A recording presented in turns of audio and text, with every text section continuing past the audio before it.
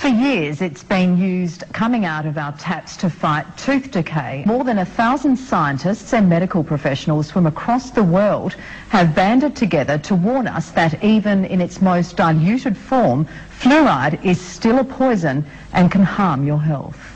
We can't dump it into the sea, but we put it into our own drinking water. It's extraordinary. Fluoride in our water supply is a very real and ever-present risk to our population at large. And there's also concern about advice given by dentists that it's okay for kids to swallow toothpaste containing fluoride. Recommending that they swallow their toothpaste is very, very poor advice. Fluoride is poisoning us and the research is being overlooked.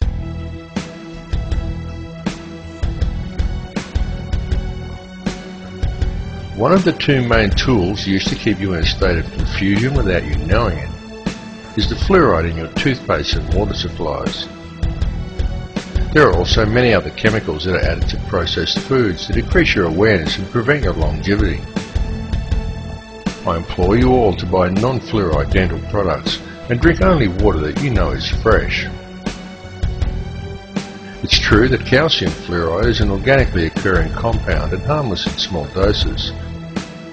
But the sodium fluoride that is used in dental products and water supplies is a toxic waste. It is a byproduct of aluminium production and it does not prevent tooth decay.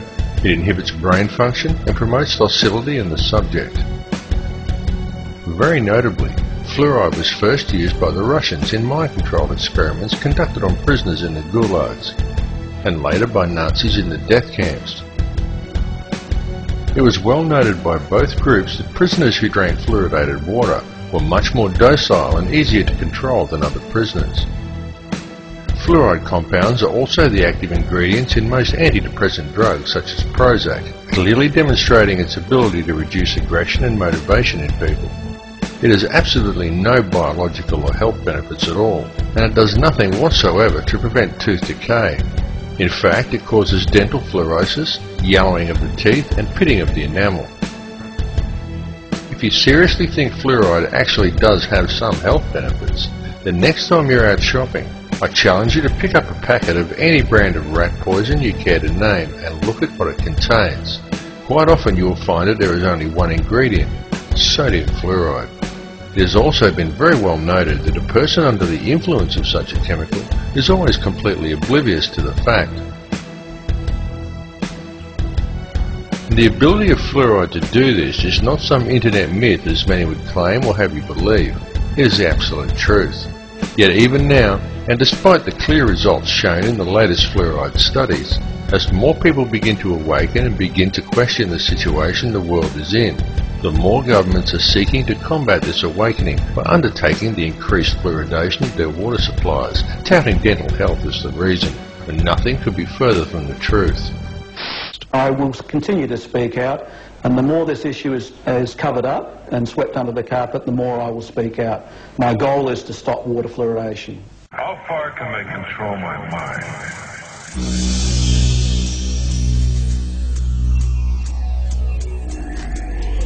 The second, and perhaps the most important tool that is used to keep people in check and prevent them from ever becoming truly aware, is television. Television is the greatest and most all-pervasive hypnotist and propaganda tool ever conceived. TV teaches people what to think, but not how to think.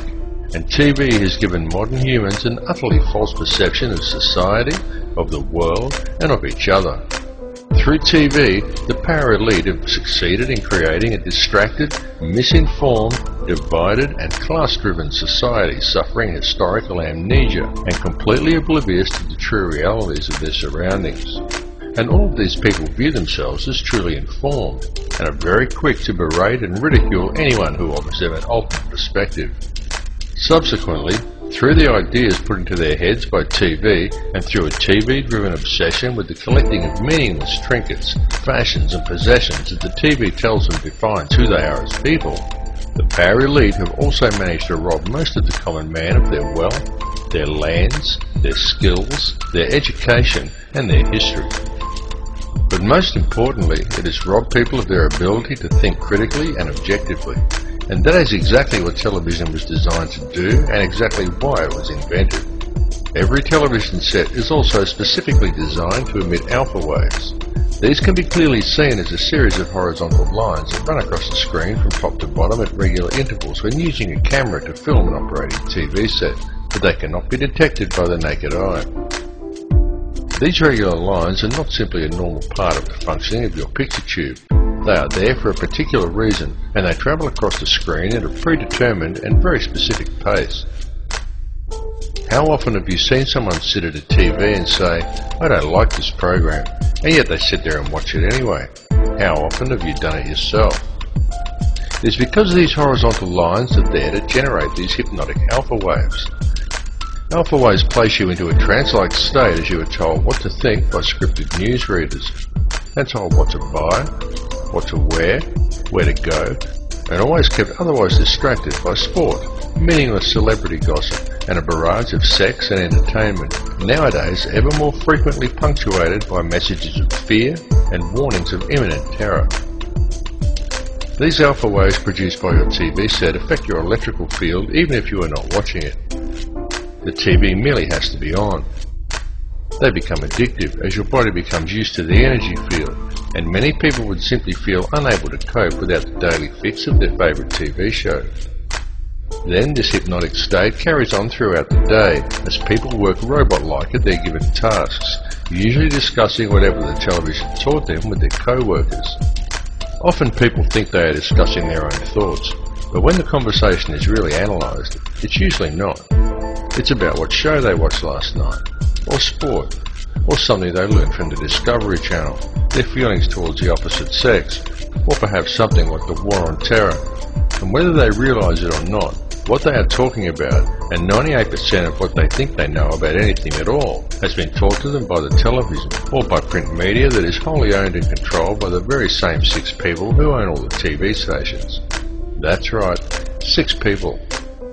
60 years ago, the media in the Western world was run by 86 small corporations who all competed to deliver the best and most informative news. Today, it is run as a well-oiled, very streamlined and tightly controlled machine by just 6, who now control all major Western mainstream television and print media. And with the current rate of corporate growth, that number is set to soon drop to 3. This has set an extremely dangerous precedent, as it means that all televised and mainstream print media is now controlled by very, very few people. For a better and more informed perspective, obtain your news online from one of the many emerging independent websites, and go to many sites from different countries and sources to compare the same story from a variety of perspectives. You have been told that the internet is an unreliable source of information, and it is true that there are many bogus websites. But there is also a lot of very reliable information from very reliable sources, if you look in the right places. And remember, the ones who are telling you the thousands of independent websites who have opposing views to the mainstream shouldn't be trusted, number only 6.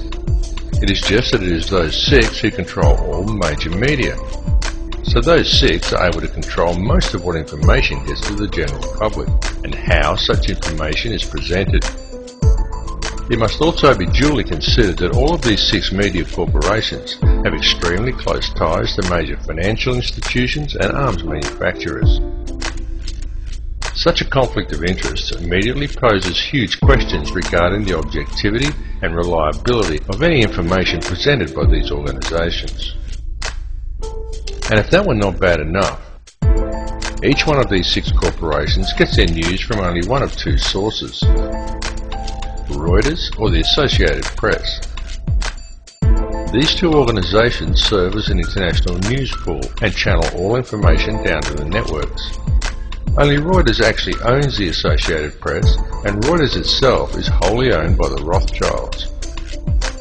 This is why there is never any negative press about the World Bank or the international banking cartels reported to the people by the mainstream media. It is why the majority of people have no idea about Codex Alimentarius or the real effects of fluoride, and simply do not know how the world and its corrupt money system is really run. There's a method to their madness. There's really not much method to yours. because you're operating from a place of ignorance. You don't even recognize half the weapons that they use against you. And some of them seem so insignificant that you don't even try.